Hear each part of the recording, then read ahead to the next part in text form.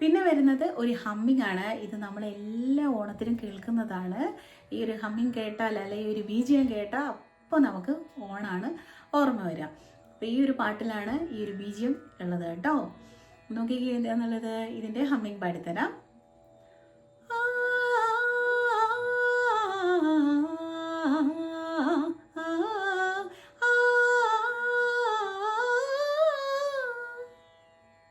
ഓർമ്മല്ലേ? ഇതേ ബീജിയം നമ്മൾ എല്ലാ വർഷവും ഓണത്തിന് കേൾക്കാറുണ്ട് അല്ലേ? അതിൻ്റെ ഹമ്മിങ് ആണ് ഇനി വരുന്നത്. എന്നാ വരുന്നത്. ക്ലിയർ? ഒന്നുകൂടെ പാടിക്കേ.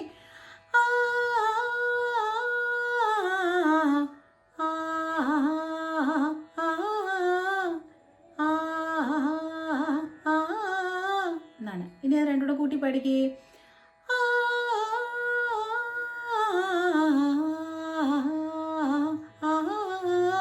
എന്നാണ് വരുന്നത്. പിന്നെ എന്നാ വരുന്നത്.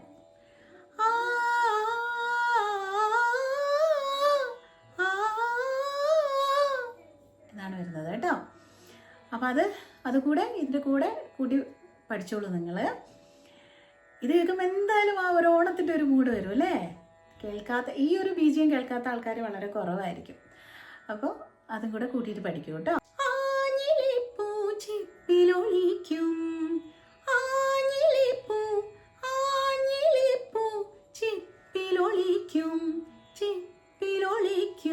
എന്നാണ്.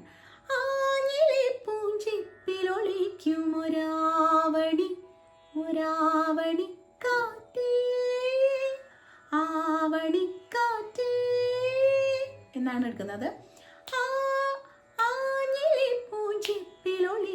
ഒരാവണിക്കാറ്റേ. ക്ലിയർ ആയോ? ഒരാവണിക്കാറ്റേ. ക്ലിയർ? അല്ലലൂഞ്ഞ എന്നാണ് എടുക്കുന്നത്.